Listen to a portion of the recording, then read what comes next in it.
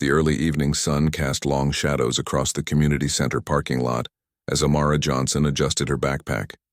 The 16-year-old checked her phone. Her dad would be picking her up in 20 minutes. Swimming practice had gone well, and Coach Rivera had even mentioned the upcoming regional qualifiers. Amara smiled to herself, feeling the familiar mixture of pride and nervousness at the thought.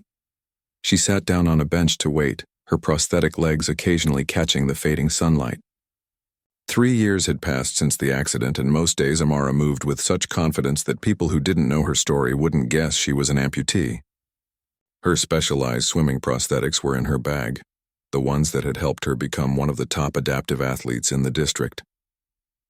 The community center doors opened behind her as a few more swimmers left, calling goodbyes to each other.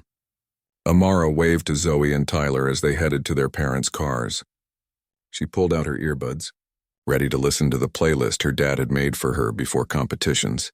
That's when she noticed the police cruiser pulling into the lot. It wasn't unusual to see police around the community center. Officer Briggs sometimes stopped by during youth basketball games, and Officer Chen had given a safety talk last month. But this officer, one Amara didn't recognize, seemed to be watching her specifically. The cruiser rolled to a stop near her bench. The window lowered and a white officer with close-cropped hair and hard eyes looked out at her. "Excuse me, miss. What's in the bag?" His voice carried that official tone that made Amara's stomach tighten slightly. "Just my swimming gear, sir," she replied, keeping her voice steady. "I just finished practice." The officer, his nameplate read Dawson, stepped out of the car. He was tall with broad shoulders that seemed to block out the sun as he approached. "Mind if I take a look? We've had reports of suspicious activity in this area." Amara's brow furrowed. The community center was in one of the safest parts of town. The only activity happening today was the swim team practice and a senior citizens art class. It's just my swim cap, goggles, towel, and my swimming prosthetics," she explained, patting the specialized bag that her dad had bought her for Christmas, the one with her name embroidered on the side. Officer Dawson's eyes narrowed as he glanced at her legs, then back to the bag. "Prosthetics? You're already wearing prosthetics." "I have different ones for swimming, sir. They're specialized for the pool." Amara tried to keep her voice casual, though she could feel curious stares from people walking to their cars. "I'm going to need to see those," Officer Dawson said, his hand extending. "Open the bag, please." Amara hesitated, then slowly unzipped her bag. The officer peered inside, then reached in without asking and pulled out her swimming prosthetics. "These look unusual," he said, turning them over in his hands. "They're adaptive sports equipment, sir. I have documentation if you need to see it." Amara reached for her phone, where she kept digital copies of all her medical paperwork, something her dad had taught her to do after a similar incident at an airport last year. "What I need," Officer Dawson said, ignoring her offer, "is to make sure these aren't being used to transport anything illegal." A chill ran through Amara that had nothing to do with the cooling evening air. "They're not. They're just prosthetics. The ones you're wearing now, I need to check those too." Amara stared at him in disbelief. "You want me to remove my legs?" "Here now? If you have nothing to hide, it shouldn't be a problem." His tone made it clear this wasn't a request. By now, a small group of people had gathered nearby, parents picking up their children, swimmers from her team, a couple of the center's staff members. Amara could feel her cheeks burning with humiliation. "Can we at least go inside?" she asked quietly. "This won't take long if you cooperate," Officer Dawson replied.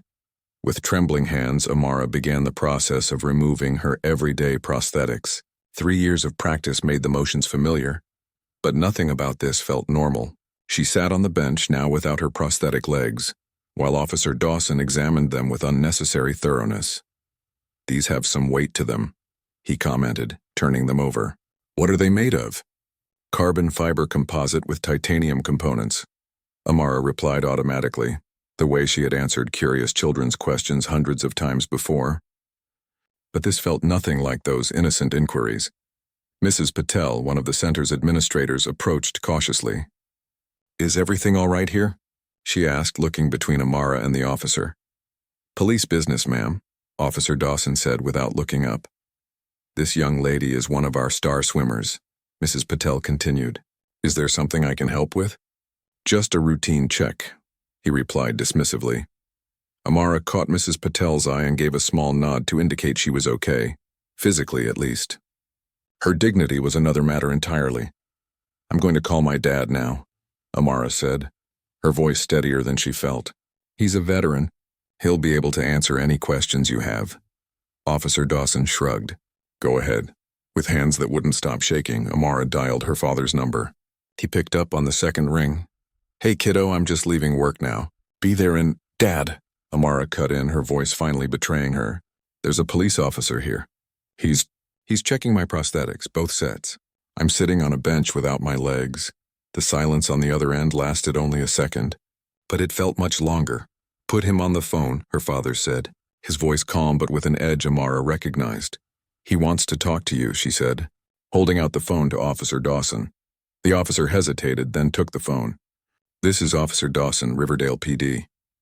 Amara couldn't hear what her father was saying, but she could see the officer's expression shifting subtly. Sir, I'm conducting a routine search based on... Officer Dawson paused, listening. Yes, I understand, but... Another pause. I'm aware of her rights, sir, but public safety protocols... More listening, and the officer's posture stiffened slightly. I'll be here when you arrive, he finally said, handing the phone back to Amara. Dad, she said quietly. I'm 5 minutes away, baby girl. I'm coming right now. Did he touch you at all? No, just my prosthetics. But Dad, there are people watching. I'm just sitting here without my legs. Look around. Who do you see that you know? Amara glanced up. Mrs. Patel is here, and Coach Rivera just came outside. Good. Tell Mrs. Patel to stay with you. I'm turning on to Maple now. Just hold tight. Amara waved Mrs. Patel closer. My dad asked if you could stay with me until he gets here. Mrs. Patel sat down beside her on the bench, placing a protective hand on Amara's shoulder. Of course, dear. Officer Dawson was still examining her swimming prosthetics with exaggerated care, occasionally glancing at his watch. Coach Rivera approached, her usual energetic stride now purposeful and controlled. Amara, is everything okay? She asked, though her eyes were fixed on Officer Dawson. My dad's on his way, Amara replied. By now, several people had their phones out, recording the scene discreetly. Someone muttered something about another power trip and always the same story. Officer Dawson must have heard because he looked up sharply. Everyone needs to move along. This is police business. I believe people have the right to observe police activity in public spaces, Coach Rivera said calmly. As long as they're not interfering. The officer scowled but returned to his inspection. He ran his fingers along the seams of Amara's everyday prosthetics, then held them up to the light as if looking for something hidden inside their solid structure. Amara's phone lit up with texts from teammates who had witnessed the beginning of the incident, and then left. OMG, Amara, are you okay? What's happening? My mom's calling the station to complain. She didn't have the energy to respond. Instead, she focused on controlling her breathing the way her therapist had taught her after the accident. In for 4, hold for 4, out for 4. A dark blue sedan screeched into the parking lot, and Amara felt a rush of relief so powerful it almost made her dizzy. Her father, Anthony Johnson, former staff sergeant in the Marine Corps, stepped out of the car. Even in his work clothes, khakis and a button-down with the sleeves rolled up, he carried himself with unmistakable military bearing. His eyes found Amara immediately, taking in the scene. His daughter sitting on a bench without her prosthetics, the officer holding her specialized swimming legs, the small crowd of onlookers with expressions ranging from concern to outrage. Anthony's face betrayed nothing as he approached, but Amara recognized the controlled tension in his walk. He was furious, but his years of military discipline were keeping it contained. For now, Officer Dawson straightened up as Anthony approached, perhaps sensing the shift in the atmosphere. For the first time since he'd arrived, the officer looked slightly uncertain. Anthony stopped a few feet away, his gaze steady and unblinking. Officer Dawson, he said, his voice quiet but carrying across the now silent parking lot. I believe you've been examining my daughter's medical equipment. I'd like to know why. Officer Dawson cleared his throat, his fingers still wrapped around Amara's swimming prosthetics. Sir, I was conducting a routine search based on reports of suspicious activity in the area. Anthony Johnson didn't blink. My daughter was sitting on a bench after swim practice. The bag appeared suspicious, Officer Dawson said, his voice losing some of its earlier authority. The bag with her name embroidered on it? Anthony asked, nodding toward the swim bag that clearly displayed Amara Johnson in bright blue thread. A small murmur rippled through the onlookers. Someone whispered, "He's got him there." Anthony took a step closer, his movements measured and deliberate. "I'd like to see the documentation for this search." Officer Dawson's jaw tightened. "I don't need a warrant for a public safety check." "You need reasonable suspicion," Anthony replied evenly. "And I'd like to know what was suspicious about my daughter waiting for her ride after swim practice." The officer shifted his weight. "Sir, I'm just doing my job, and I'm just asking which part of your job requires humiliating a 16-year-old athlete by forcing her to remove her prosthetic legs in a public parking lot." Anthony's voice remained calm, but each word landed with precision. Mrs. Patel stood up from the bench beside Amara. "I've been the administrative director here for 12 years, officer. We've never had an incident that would warrant this kind of response." Coach Rivera stepped forward. "Amara is one of our top swimmers. She's headed for the Paralympic qualifiers next month. Everyone here knows her." Officer Dawson looked increasingly uncomfortable. He glanced down at the prosthetics in his hands, then at Amara sitting vulnerably on the bench. "May I have my daughter's medical equipment back now?" Anthony asked, extending his hands. The officer hesitated, then handed over both sets of prosthetics. Anthony carefully inspected them for damage before kneeling in front of Amara. "You okay, baby girl?" he asked softly. Amara nodded, though her eyes were bright with unshed tears. "I'm okay, Dad." Anthony handed her the everyday prosthetics. "Let's get these back on you." As Amara began reattaching her prosthetics, Anthony turned back to face Officer Dawson. He pulled out his wallet and removed his military ID card. "Staff Sergeant Anthony Johnson, United States Marine Corps, retired after 20 years of service, 4 tours overseas, Purple Heart recipient." He held up the ID for the officer to see. "I spent my career defending the rights and dignity of all Americans, including my daughters." Officer Dawson's eyes flickered to the ID, then away. "Thank you for your service, sir." "If you respect my service," Anthony said, "then respect what I fought for. The Constitution doesn't have exceptions for black teenagers with disabilities." The parking lot had grown silent. Even the distant sounds of traffic seemed muted, as if the world itself was holding its breath. "I was responding to a call," Officer Dawson said, his voice lower now. "Someone reported suspicious activity." "Who?" Anthony asked. "I can't disclose that information." "Was there a description in this call?" Officer Dawson didn't answer immediately. "A teenager with a large bag." "A teenager with a large bag," Anthony repeated slowly. "And out of everyone at this community center, you approached my black daughter with a disability." The officer's radio crackled to life, breaking the tension. "Unit 347, what's your status?" Officer Dawson reached for his radio. "Unit 347, situation under control at Riverdale Community Center. No further assistance needed." By now, Amara had reattached her everyday prosthetics and was standing beside her father, her chin held high despite the traces of tears on her cheeks. Anthony placed a protective arm around her shoulders. "I'd like to speak with your supervising officer," Anthony said. "That won't be necessary," Officer Dawson began. "It wasn't a request," Anthony cut in. "Either you can call your supervisor, or I can call the precinct directly. Your choice." The community center doors opened and more people emerged. Parents, children, seniors from the art class. The small crowd had grown to nearly 20 people, many watching with concerned expressions. Officer Dawson's radio crackled again. "Unit 347, we've received multiple calls about your location. Lieutenant Walsh is en route to your position." The officer's posture stiffened. "Copy that." Anthony nodded slightly. "Looks like that decision was made for you." Amara tugged gently at her father's sleeve. "Dad, can we just go home, please?" Anthony looked down at his daughter, his expression softening. "We need to handle this properly, Amara. What happened here wasn't right." "I know," she said quietly. "But everyone's staring." Mrs. Patel overheard and stepped closer. "Why don't you both come inside? You can wait in my office until the lieutenant arrives." Anthony looked grateful. "Thank you. That would be better." As they turned to go inside, Officer Dawson called out, "Sir, I need to complete my report." Anthony paused. We'll be in Mrs. Patel's office. Your lieutenant can find us there. Inside the community center, the bright fluorescent lights and familiar chlorine smell of the pool area provided a strange comfort to Amara. Several of her teammates were still there, and they rushed over immediately. Are you okay? What happened out there? We saw it all through the window. Coach Rivera intercepted them. Give Amara some space, everyone. She's had a rough evening. In Mrs. Patel's office, Amara sank into a cushioned chair while her father paced the small room. His movements were controlled but tense like a caged tiger.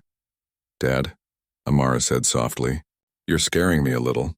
Anthony stopped immediately and knelt in front of her chair. I'm sorry, baby. I'm not angry at you. I know, she said. It's okay. He took her hands in his. No, it's not okay. None of this is okay. But we're going to address it properly.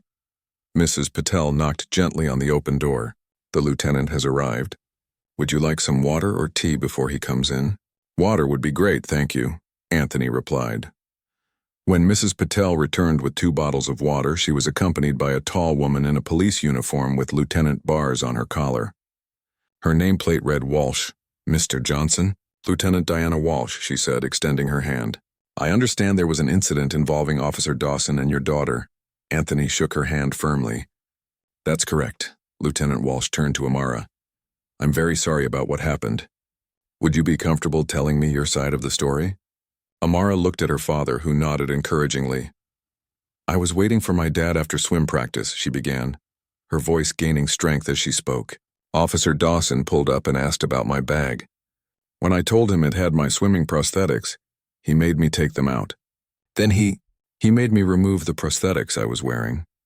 In the parking lot, with everyone watching. Lieutenant Walsh's expression remained professional, but her eyes reflected concern. And at any point, did Officer Dawson explain why he needed to examine your prosthetics? He said there were reports of suspicious activity, but Amara hesitated. But what? Lieutenant Walsh prompted gently. But there were lots of people around. Why did he only stop me? The lieutenant nodded, making notes in a small notebook. That's a fair question. She turned to Anthony. Mr. Johnson, I understand you're a veteran? Yes, ma'am. Marine Corps, 20 years. Thank you for your service, she said, and unlike Officer Dawson's perfunctory acknowledgement, her words carried genuine respect. I want you to know we take these matters very seriously. What happened today will be thoroughly investigated. I appreciate that, Anthony said, but I've heard those words before. What I want to know is what concrete steps will be taken to ensure this doesn't happen to my daughter or anyone else again. Lieutenant Walsh didn't immediately respond with reassurances or deflections. Instead, she considered his words carefully. First, I'll be taking statements from everyone involved, including witnesses. Officer Dawson will be placed on administrative duty while we conduct an internal investigation. I'll personally review his body camera footage, and I'd like to follow up with both of you in the coming days. She handed Anthony her card. My direct line is on there. Call me anytime if you have questions about the process. Anthony studied the card before tucking it into his wallet. And what about tonight? Will my daughter's humiliation just be another incident report filed away? No, sir, Lieutenant Walsh said firmly. I'll be escorting Officer Dawson back to the station myself, and I'd like to offer you a police escort home if you'd accept it. Amara looked surprised.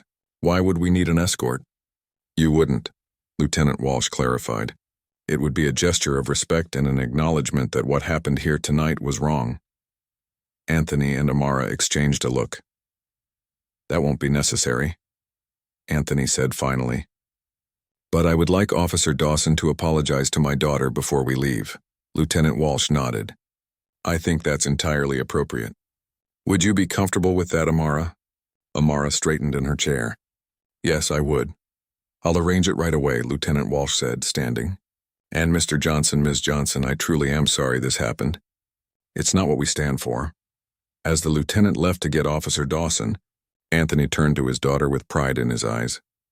You're handling this with more grace than most adults would, he said softly. Amara gave a small smile. I learned from you, Dad. Outside the office window, they could see Lieutenant Walsh speaking firmly to Officer Dawson. His shoulders were slumped, his earlier confidence nowhere to be seen. What do you think will happen to him? Amara asked. Anthony considered the question. I don't know.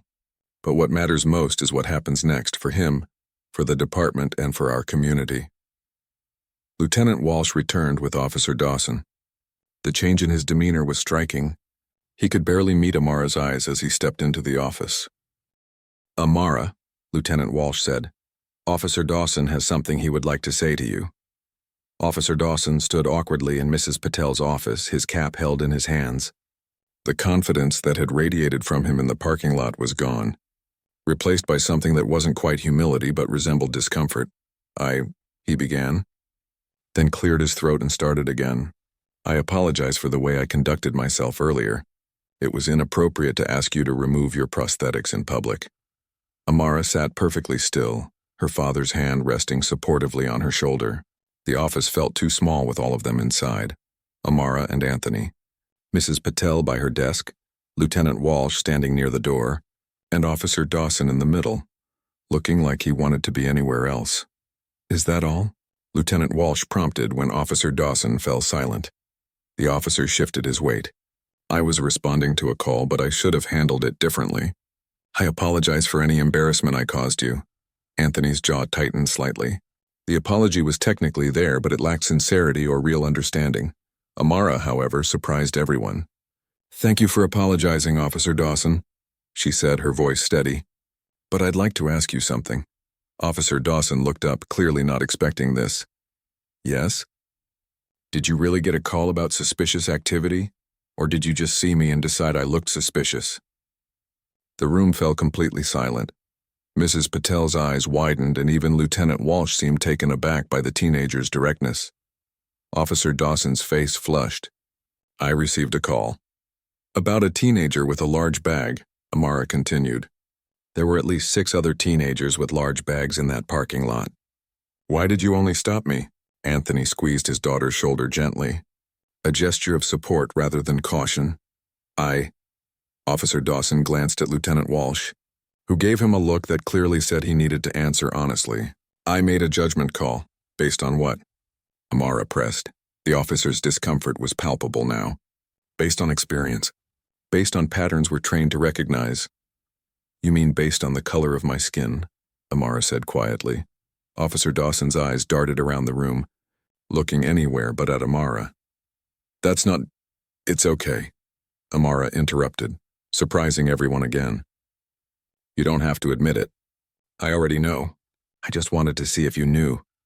The wisdom in her words, beyond her 16 years, seemed to hit Officer Dawson harder than any accusation could have. For the first time, he really looked at her, not as a suspect or a problem to manage, but as a person. "I'm sorry," he said again, and this time it sounded more genuine. Lieutenant Walsh stepped forward. "Officer Dawson, wait for me in the cruiser. I need a moment with the Johnsons." After he left, Lieutenant Walsh turned to Amara and Anthony. "Your daughter is quite remarkable, Mr. Johnson. She takes after her mother," Anthony said with a sad smile. Amara looked down at her hands. Her mother had been gone for 3 years since the accident that took her legs, but moments like this made the absence feel fresh. "I want you both to know that this incident will be properly addressed," Lieutenant Walsh continued, "not just with Officer Dawson, but at a department level. We've been implementing new training protocols, but clearly we still have work to do." "Training is good," Anthony said. "But what about accountability?" Lieutenant Walsh nodded. "That's fair. I'd like to invite you both to meet with our Community Oversight Board next week. Your experience, especially told in Amara's words, would be valuable input for our ongoing reform efforts." Anthony looked at his daughter. "What do you think, Amara? It's your call." Amara considered for a moment. "Will Officer Dawson be there?" "If you want him to be," Lieutenant Walsh replied. "It could be part of his learning process." "Then yes," Amara decided. "I'll come." As they prepared to leave, Mrs. Patel handed Amara her swim bag, now neatly packed with her swimming prosthetics secure inside. "You're a very brave young woman, Amara. We're all proud of you." Outside, the parking lot had mostly emptied, though Coach Rivera and a few teammates waited by the community center doors. They approached as Amara and her father emerged. "We wanted to make sure you were okay," Coach Rivera said, "and to let you know we're all behind you, whatever you need." Amara's teammate Dion stepped forward. "I recorded everything on my phone. If you need it for, Evidence or something? We might, Anthony said, taking out his phone to exchange contact information. Thank you. As they walked to their car, Amara leaned slightly against her father. The adrenaline was wearing off and exhaustion was setting in. You were amazing in there, Anthony told her as he opened the passenger door. Your mom would have been so proud. Amara's eyes filled with tears at the mention of her mother. I was so scared, Dad. I just kept thinking about what Mom used to say about standing your ground. Your dignity isn't something anyone can take from you. They can only make you think they have, Anthony quoted softly, remembering his late wife's words. The drive home was quiet, both of them processing the events of the evening. Their neighborhood was peaceful in the early darkness, porch lights glowing warmly against the night sky. At home, Anthony busied himself in the kitchen while Amara showered and changed. Their usual post-swimming routine, comforting in its familiarity after such an unusual day. When Amara came to the kitchen, her hair wrapped in a towel, Anthony placed a plate of her favorite comfort food, grilled cheese with tomato soup, on the table. Comfort food night? She asked with a small smile. Seemed appropriate, he replied, sitting across from her with his own plate. They ate in companionable silence for a few minutes before Amara spoke. Dad, do you think anything will actually change because of what happened today? Anthony considered the question carefully. I don't know if one incident can change an entire system. But I do know that speaking truth to power matters. What you did today, asking Officer Dawson those direct questions, that was brave. And bravery like that does make a difference, even if it's hard to see right away. I was just so tired of pretending, Amara admitted. We always have to be so careful, so polite, even when people are treating us badly. It's a burden we shouldn't have to carry, Anthony agreed. But you handled it with grace and strength today. After dinner, Amara's phone buzzed with messages of support from her teammates and friends who had heard about the incident. News traveled fast in their community. Everyone's being so nice, she said, scrolling through the messages. But I keep thinking about what would have happened if you weren't a veteran, or if Mrs. Patel and Coach Rivera hadn't been there. Anthony nodded grimly. That's why we have to speak up. Not everyone has those advantages. Later that evening, as Amara was getting ready for bed, she found her father in the living room, staring at an old photo of their family, Anthony, Amara, and her mother Lisa, all smiling on a beach vacation years ago, before the accident. You okay, Dad? She asked, sitting beside him on the couch. He put his arm around her shoulders. Just thinking about how proud your mom would be of the young woman you've become. She always said you had a lion's heart in that quiet way of yours. Amara leaned against him. I miss her. Me too, baby. Every day. They sat in silence for a while, the photo a window to happier times. You know, Anthony said finally, what happened today was wrong. But how you handled it, that was all right. More than right. It was brave and honest and true. I was just trying not to fall apart, Amara admitted. That's what courage is, her father told her. Being scared but doing what needs to be done anyway. The next morning, Amara woke to the sound of her father's voice in the kitchen. Curious, she made her way down the hallway, stopping when she realized he was on the phone. Yes, that's correct. My daughter, Amara Johnson. Yesterday evening at the Riverdale Community Center. Officer Dawson, badge number 4729. Yes, I have witnesses willing to provide statements. Lieutenant Walsh is already involved, but I want this formally documented. Amara stepped into the kitchen. Anthony saw her and gave a reassuring nod as he continued the call. Yes, I understand the process. We're available to meet. Thank you. He hung up and poured a cup of coffee. Good morning. How did you sleep? Okay, Amara said, though the dark circles under her eyes suggested otherwise. Who is that? The Internal Affairs Division of the Police Department, Anthony replied. And before that, I spoke with a civil rights attorney I know from my veterans group. Amara's eyes widened. Are we suing the police? Not necessarily, her father said. But we're going to make sure this incident isn't brushed aside.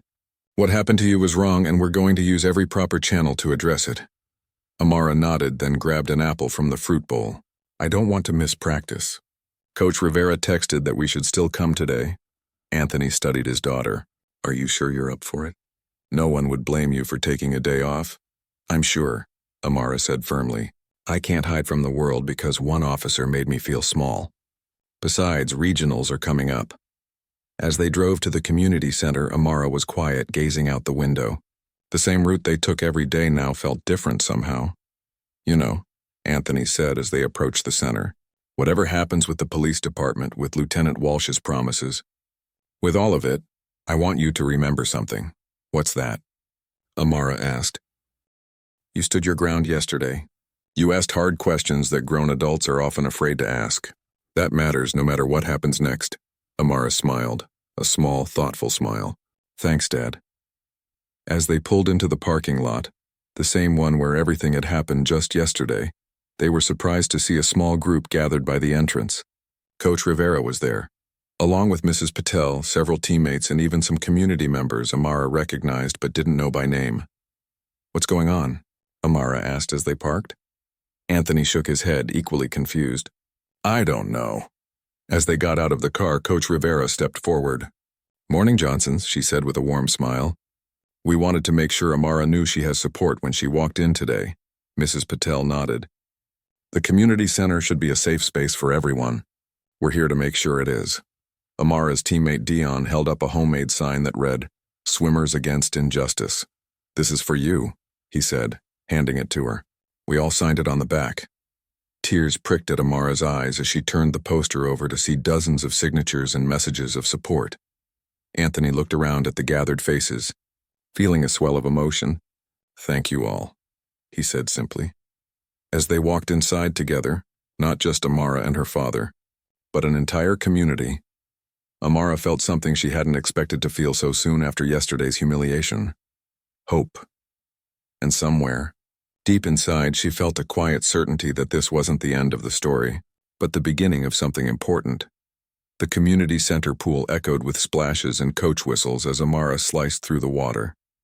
1 week had passed since the incident with Officer Dawson, and swimming had become both refuge and strength for her. Each stroke, each breath, reminded her that she was capable and whole. Coach Rivera stood at the edge of the pool, stopwatch in hand. Good, Amara. That's 2 seconds faster than last week. Amara pulled herself to the pool's edge, breathing hard but smiling. Her specialized swimming prosthetics lay nearby, ready for when she would practice with them later. For now, she was working on upper body strength. Really? She asked, pushing wet hair from her face.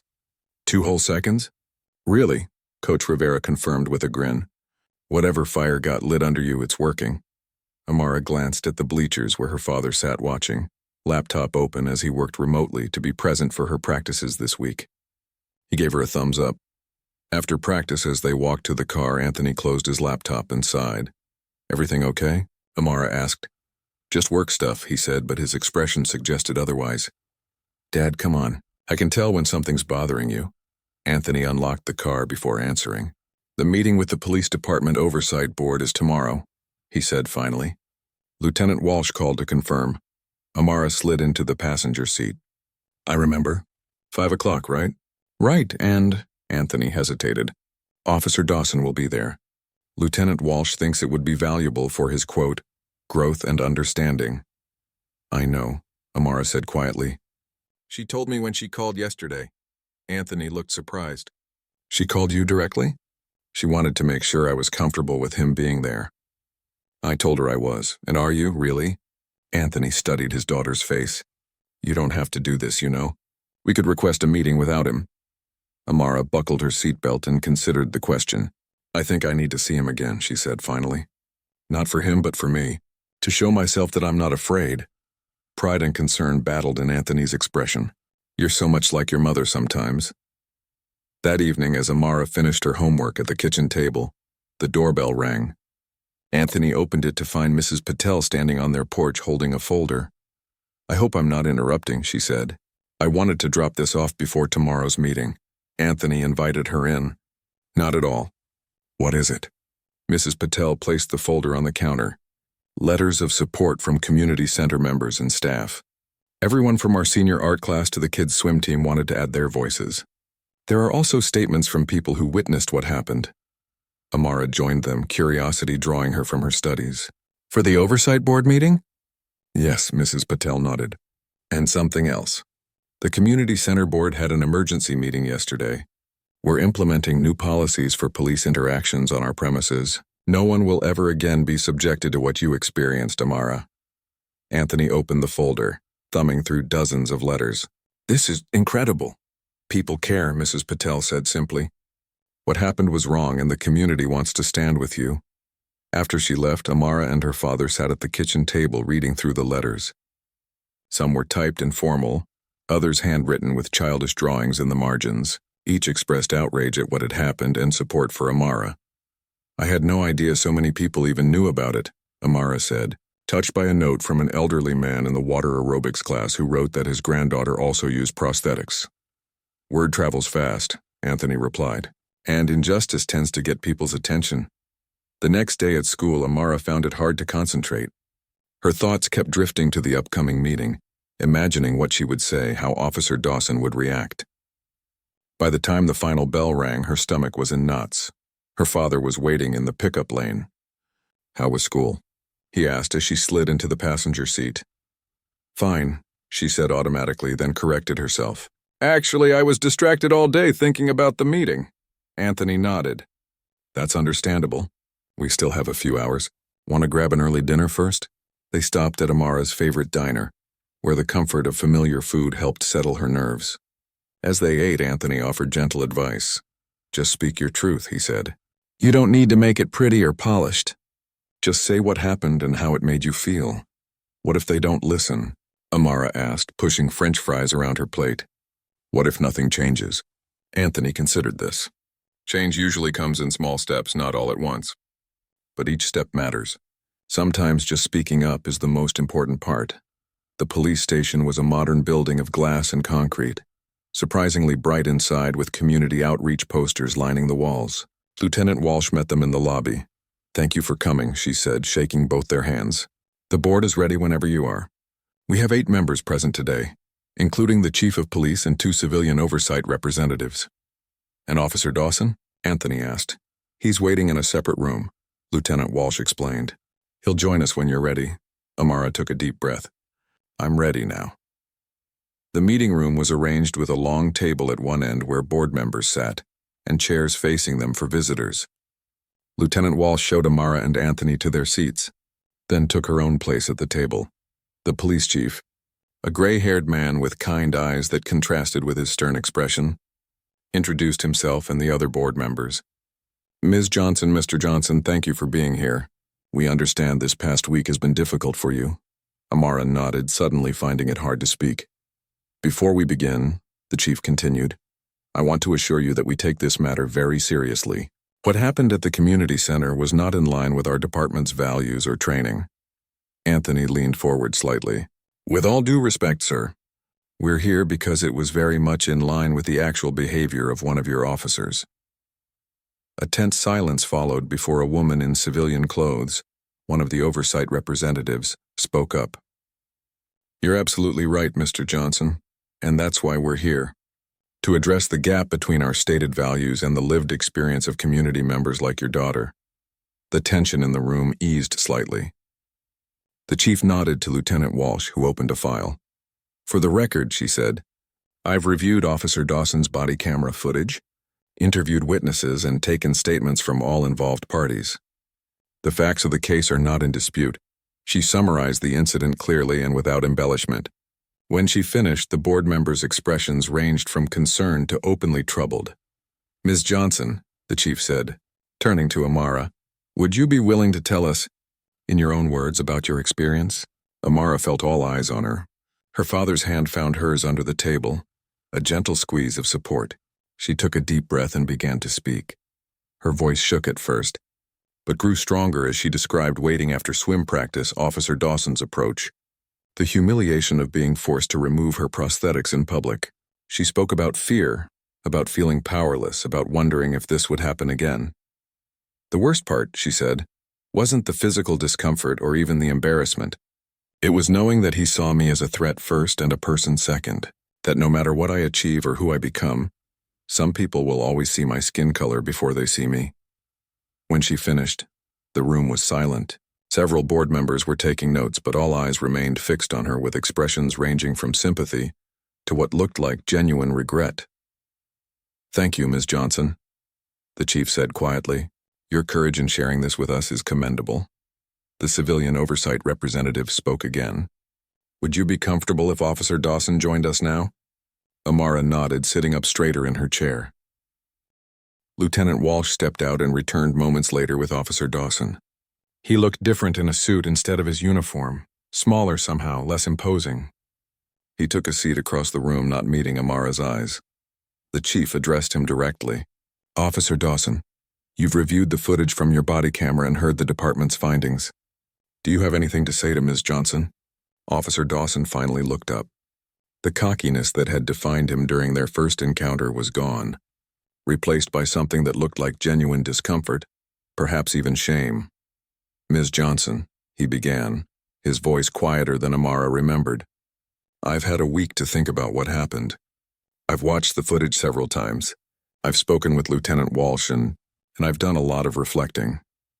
He paused, seeming to collect his thoughts. "When I approached you that day, I made assumptions. I saw a situation that fit a pattern I thought I recognized, and I stopped thinking beyond that pattern. I didn't see you, a student, an athlete, a daughter. I just saw—" He trailed off. "A suspicious black teenager," Amara finished for him. Officer Dawson flinched slightly but nodded. "Yes, and I was wrong. Not just in my actions, which violated department policy, but in my thinking. I want to apologize sincerely this time, not just because my superiors told me to." Anthony's grip on Amara's hand tightened slightly. "I'm sorry for what I put you through," Officer Dawson continued. "For the humiliation, for the fear, for treating you as less than the person you are. There's no excuse for it." The sincerity in his voice surprised Amara. She had expected defensiveness, maybe even resentment. This seemed like something else entirely. "Thank you," she said simply.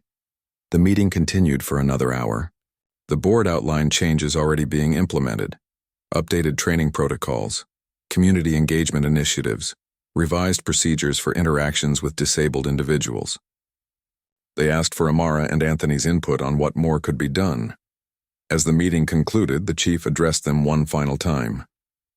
"Ms. Johnson, Mr. Johnson, I want to personally assure you that Officer Dawson is facing appropriate disciplinary action. But beyond that, your experience is helping us make needed changes. Sometimes it takes a moment like this, painful as it is, to push an institution toward real growth." Outside in the parking lot, the evening sun cast long shadows as Amara and her father walked to their car. "You did good in there," Anthony told her. "Really good. Do you think anything will actually change?" Amara asked, echoing her question from days earlier. Anthony considered this as he unlocked the car. "I think Officer Dawson changed.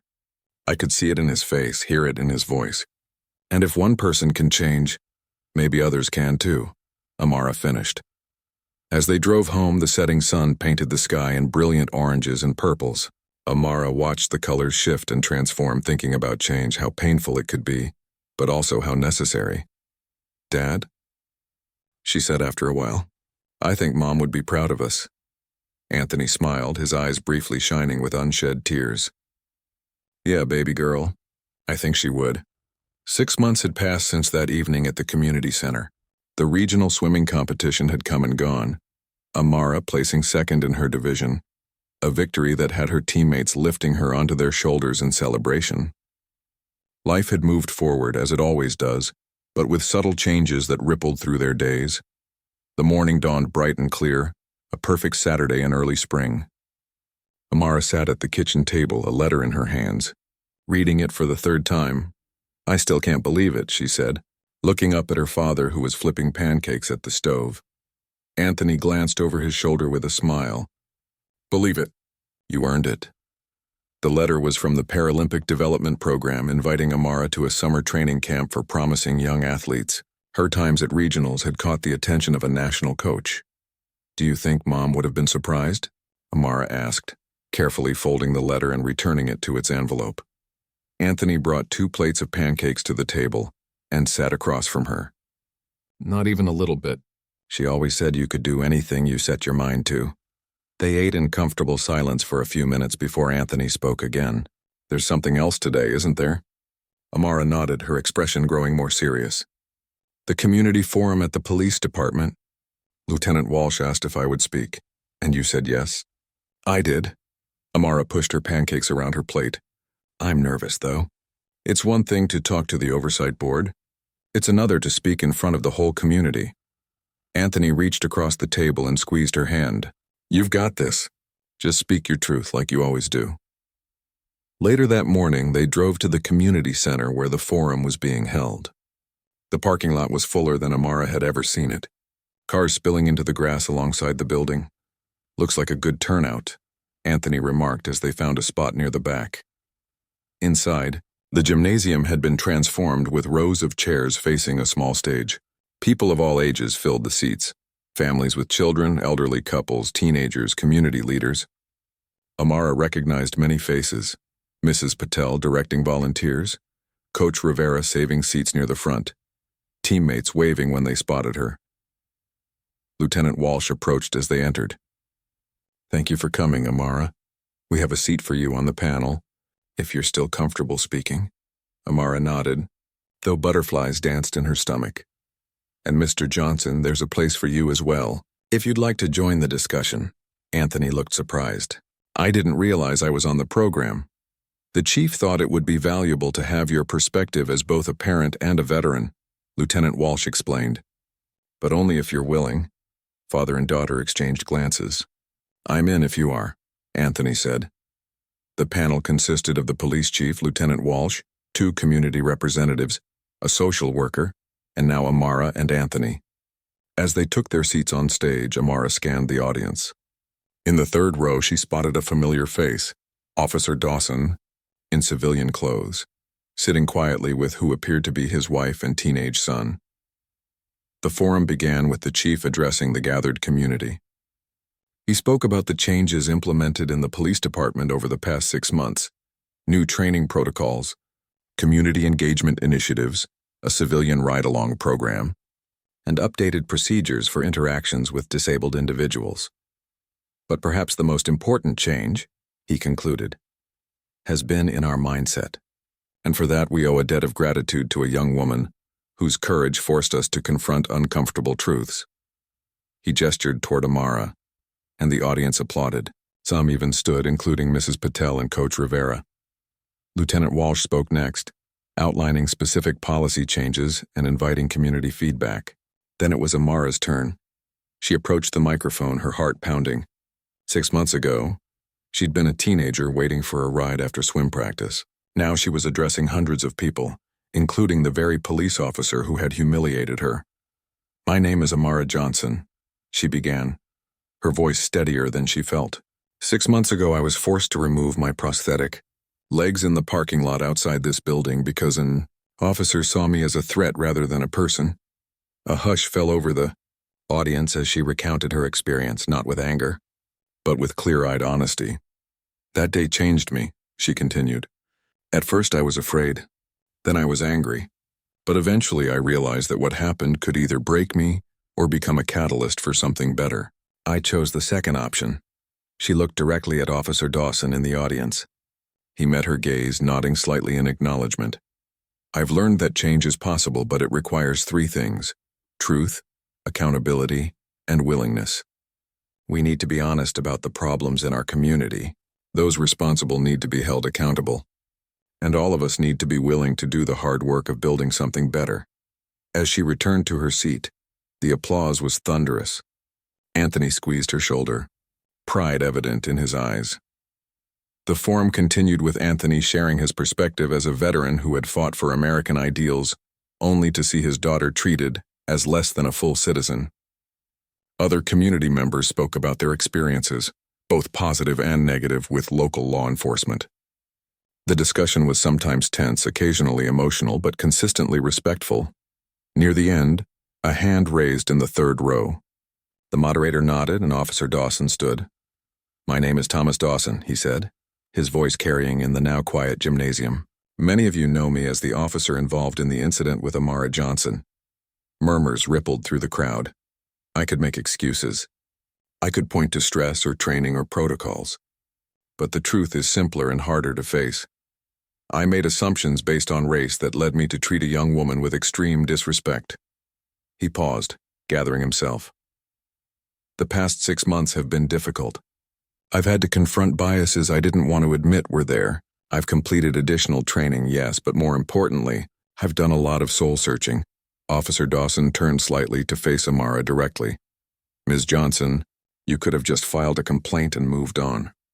Instead, you chose to speak your truth in a way that forced all of us to listen. I want you to know that your courage changed me, not just as an officer, but as a person. And I'm committed to carrying that change forward in my work with our community. The silence that followed was profound. Then slowly people began to applaud, not in celebration, but in recognition of the difficult, necessary work of accountability and growth. After the forum ended, people lingered in small groups, continuing discussions that had begun during the formal presentations. Amara found herself surrounded by teammates and friends, accepting congratulations on both her speech and her Paralympic invitation. Across the room, she noticed Officer Dawson standing somewhat awkwardly with his family. Making a decision, she excused herself and approached them. "Officer Dawson," she said. He turned, surprise evident on his face. "Ms. Johnson, that was a powerful speech. Thank you. And thank you for what you said." "I know that couldn't have been easy." Officer Dawson's wife, a woman with kind eyes and a gentle smile, extended her hand. "I'm Diane, and this is our son, Kevin." The teenager, about Amara's age, nodded shyly. "My dad talks about you sometimes. About how meeting you changed things for him." Amara hadn't expected that. "Really?" Officer Dawson looked uncomfortable but nodded. "You made me see things differently. Made me want to do better." A moment of understanding passed between them. Not friendship exactly, but a recognition of shared humanity and growth. As Amara rejoined her father, he raised an eyebrow. "That looked like an important conversation." "It was," she said simply. Outside, the spring air was fresh with possibility. Community members continued their discussions in the parking lot, unwilling to let the momentum of the day fade. Lieutenant Walsh caught up with Amara and Anthony as they were leaving. "The department is establishing a youth advisory council," she said. "We'd like Amara to consider being one of our founding members." Amara looked at her father, who nodded encouragingly. "I'd like that," she told the lieutenant. "I think I could help." As they drove home, Anthony glanced at his daughter with pride. "You know, when all this started, I was so angry I could barely see straight. I wanted justice for what happened to you." "And did we get it?" Amara asked. Anthony considered this. "Not perfect justice. Maybe there's no such thing. But we got change. We got growth.